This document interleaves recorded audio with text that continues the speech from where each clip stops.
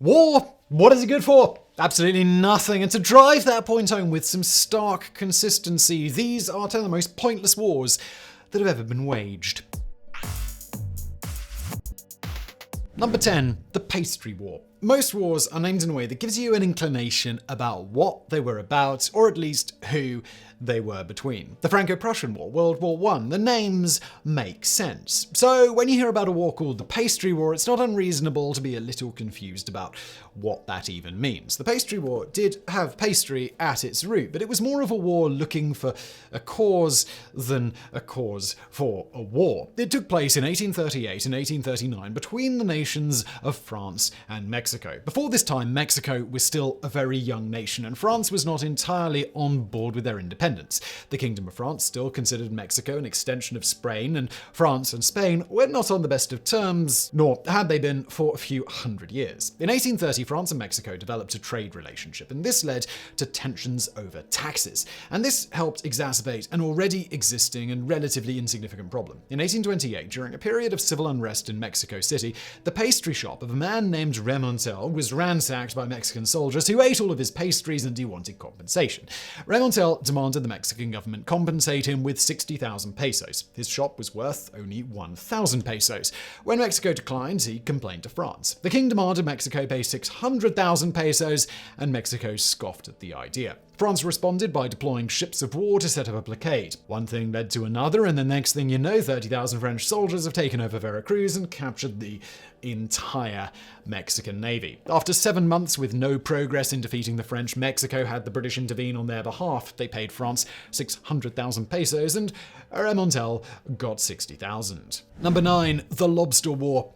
If you're going to go to war over food, it might as well be something luxurious. In 1961, France and Brazil came to blows over the shellfish. French fishermen were 100 miles off the Brazilian coast catching lobster. Brazil said that it was still on their continental shelf, and therefore they were their lobsters. Each side took issues to their respective governments. Brazil sent 6 patrol boats to the fishermen, which really ticked off French President Charles de Gaulle, who sent a French destroyer to help out his countrymen. The Brazilians outnumbered the French, and so the French retreated. Brazil told them to leave within 48 hours.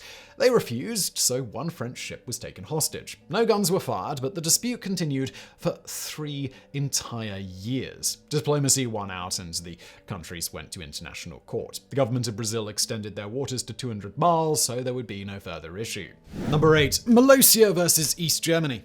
If you head to Dayton, Nevada, you may run across a patch of land that's just a bit over an acre in size. This is the Republic of Malosia, a country that isn't actually a real place, but the man who runs it definitely knows how to commit to a bit. Considered an unrecognized micronation, Malosia was founded by Kevin Bohr, a former Sergeant First Class in the US Army. His country started all the way back in 1977, when it was the Grand Republic of Waldstein. Bohr does pay property taxes, and like any nation, it has had political strife. They've been at war with East Germany since 1983. You may recall that East Germany isn't even a country anymore, but that hasn't slowed Bohr down because when it was a country, he was stationed in West Germany. East German military exercises woke him up in the night, and so he vowed to wage war on that injustice. Even when the country stopped existing, he pointed out that Ernst Thälmann Island was not included in the dissolution of East Germany, and therefore he's still at war with them. If this whole thing sounds like a joke, then don't worry. Bohr is well aware of the goofiness and he's just having fun, but he's stuck to the joke since 1983, which is pretty impressive.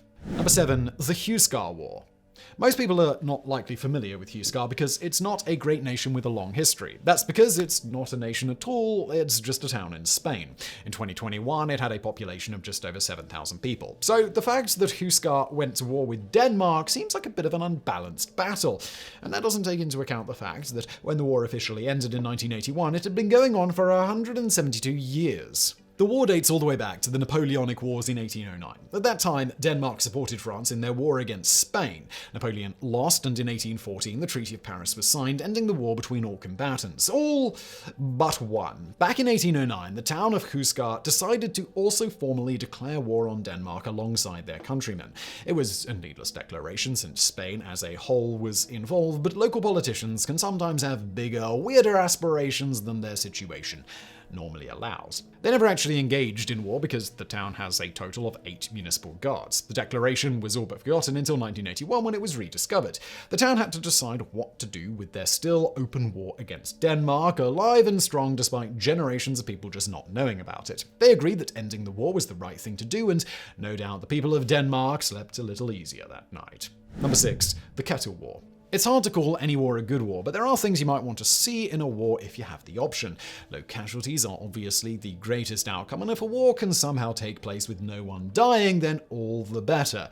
The Kettle War is one such war. A single shot was fired, and the only victim was a soup kettle. The not-quite battle took place between the Holy Roman Empire, here represented by the Spanish Netherlands, and the Republic of the Seven Netherlands. The Seven Netherlands in the north had control over the Scheldt River. In 1784, the Holy Roman Emperor decided that it was time to reopen the river to trade and sent 3 ships to the northern nation. The Dutch vessel fired a single shot when they met. It hit the kettle on the Louis, and the captain surrendered right away. The Louis was far better appointed for war than the Dutch vessel, so the surrender was unusual. The emperor declared war soon after, but a series of floods on land made the entire incident a fast one, with the Dutch capitulating and a compromise being reached. Number 5. The Emu War. In a typical war, you have 2 or more sides in a dispute over land, religion, trade, or a host of other issues. But almost always the participants are human. Not so in the Great Emu War, which wasn't named in any poetic or metaphorical way. It was a war on emus.